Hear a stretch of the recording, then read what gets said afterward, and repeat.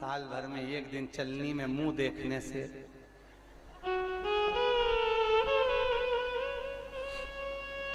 चार बार तो पति से बोल दिया आज करवा चौथ है, मैं कुछ नहीं खाऊंगी, कुछ भी नहीं खाऊंगी। पति बोले 3 दिन पहले से तो साड़ी के लिए प्राण खा गई, अब कुछ नहीं खाए तो कब खाएगा? एक दिन न खाएगी तो। एक पति घर में कुछ काम कर रहा था, इतने में पत्नी आ गई मायके से। क्या कर रहे हो? पति बोला रुपया जोड़ रहा हूं। पत्नी खुश होके बोली मुझे मालूम था, तुमने कहा था करवा चौथ में मंगलसूत्र दिलाओगे, इसलिए जोड़ रहे हो? पति बोला नहीं री, 20 का नोट फट गया तो जोड़ रहा हूं।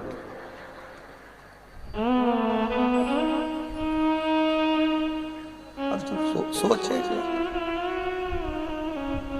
नाराज। जिसके घर में पति देव वही जगन्नाथ हैं। और इस भजन की सबसे सुंदर लाइन आपके लिए है, बड़े प्रेम से सुनो कि जिसके घर में सुलक्षण नारी वही घर धाम है, और जिसके घर में चंद्र घंटा कहीं की ऐसी मिल गई राम, पूरे घर में नरक नजर आएगा। कहते एक राम और दूसरा माँ, ये राम मैंने अपने पास रखा, बाकी का सब दुनिया को दे दिया, सारा दे दिया। शिव जी ने अपने पास कुछ नहीं रखा। क्या रखा?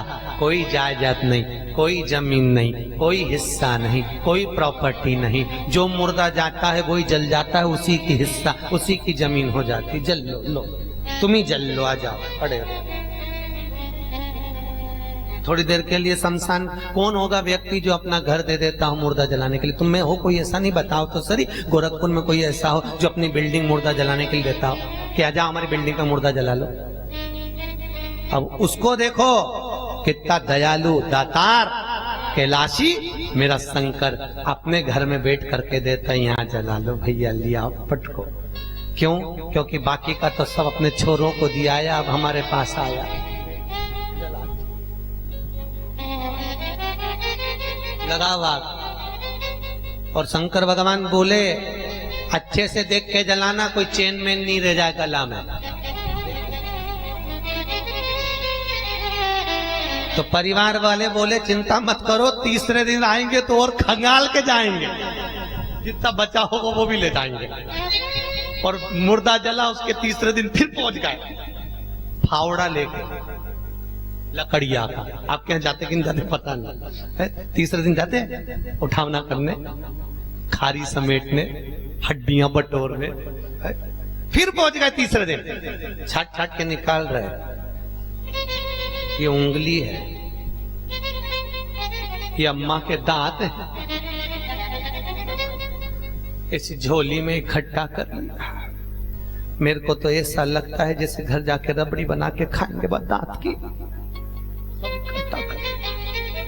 कहाँ ले जाओगे? कि गंगा जी ले जाएंगे। किसी ने गंगा मैया से पूछा इतने सारे लोग तुम्हारे पास में ला ला के अपने पूर्वजों की हड्डियां डाल देते हैं, तुम क्या करती हो? गंगा जी बोली ऐसे पापियों को मैं खुद नल्ले में ले जाके डाल।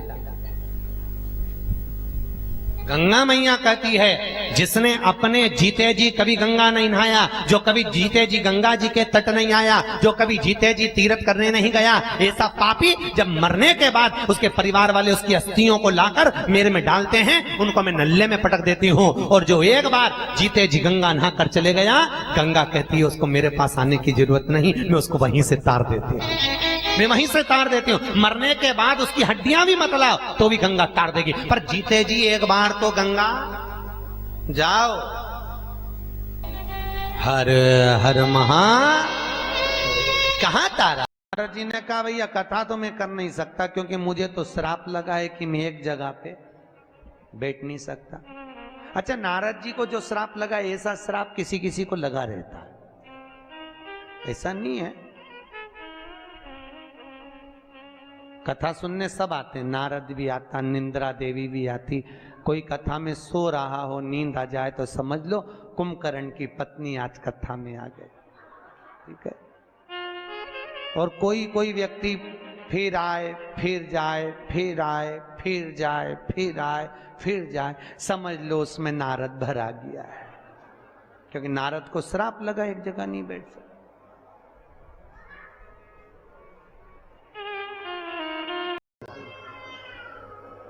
आपको मालूम है पहले के जमाने में लड़की देखने जाते थे लड़के वाले, तो क्या देखते थे?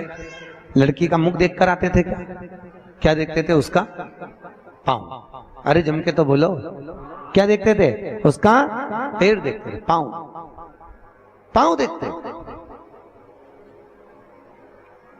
क्या करते थे? लड़की से कहते जा बेटा पाँव को गीला करके आ। लड़की पाँव को गीला करके आती थी, उसको चला कर देखते थे। जिसका पाँव गीला करने के बाद पत्थर पर जम जाए, समझ लो घर को जमा ले। पाँव पोला निकल गया, समझ लो घर को। पहले मुख नहीं देखते थे, पहले पाँव। अब आज के जमाने में तो मुख देखकर विवाह किया जाता है। लड़की घनी सुंदर है। हमारे पास ही लोग आते हैं, महाराज अग्रवाल जी, बहुत लोग आते हैं, कहे गुरुजी हम लड़के की लड़की देख के आए, देखो गुरुजी कैसी है, बहुत जोरदार लड़की। हम 8 लोग गए गुरुजी, बिल्कुल नहीं बोली, इतनी जोरदार लड़की। हम 4-5 घंटा बैठे, बिल्कुल नहीं बोली। आप बताओ कैसी है? हमने कहा कैसी है वो तो तुम देखिए, पर वो काय को बोलेगी, अभी काय को बोलेगी, जब वो बोलेगी तो तू भी डोलेगी। बोलेगी बोलेगी, काहे बोलेगा?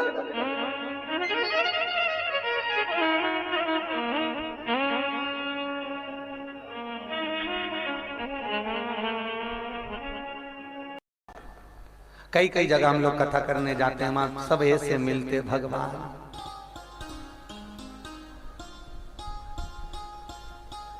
धोख भी लगाएंगे तो ऐसे लगाएंगे। एक बार काला पीपल में कथा करने गए, वहां एक अम्मा जी मिल गई।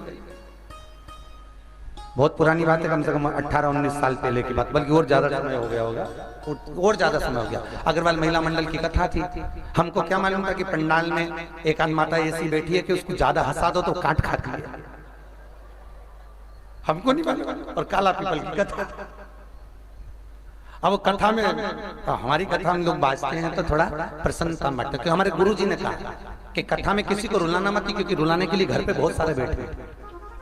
कथा में आए तो प्रसन्न रखना किसी को भी, सब में रब बसता है, हमारे गुरु का कहना था। सबके चेहरे पर प्रसन्नता होना चाहिए। अब हमारी कथा में हम हंसने की बात कर दी, हंसने की बात कर दी तो वो अम्मा जो बैठी थी, उसने बगल वाली थोड़ी सी हेल्थी थी, उसका यहाँ से पेट होगा, उसने पकड़ के काट खाया। अब वो जैसी काटी तो वो चिल्लाई तो हम डर के मारे तुरंत खड़े हो गए व्यासपीठ पे। इतने में दूसरी बोली, महाराज उठो मत, इसकी आदत है, ज्यादा हंस लेती है तो काट खाती है। मैंने कहा भगवान भला करे, मंडी द्वीप में ऐसी नहीं मिली, भगवान भला काट। मुंगेरी लाल के हसीन सपने जैसे मत बैठे।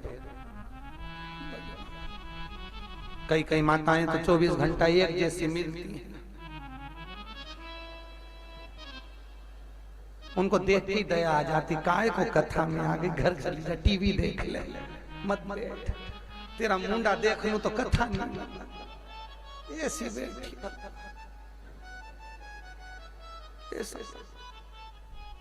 24 घंटे ऐसा लगे जैसे पूरा पहाड़, पूरी मंडी द्वीप का भारी सी पे टूटा बिचारी। कई कई पुरुषों को देखना ऐसे मिले बेरूहन, काय को ऐसा हो गया। अरे भगवान ने चेहरा दिया है प्रसन्नता के लिए, मुस्कुराते रहो, स्माइल देते रहो। अगला जन्म मिल गया तो मुस्कुराओगे नहीं, कुत्ता को कभी मुस्कुराते हुए नहीं देखोगे। प्रसन्न चेहरा। फोटो खिंचवाने जाओ तो वो भी कहता है आंटी स्माइल प्लीज, वो भी कहता है इधर मुस्कुरा। भले तू घर से सच के आई है, पर जब तक हंसेगी नहीं फोटो अच्छा आएगा नहीं। भले सच के कितना भी चले जाए, कितना भी सच के जाओ, पर मुस्कुराहट होना चाहिए, चेहरा प्रसन्न हो। और भी इसी तरह वीडियो देखने के लिए हमारे चैनल को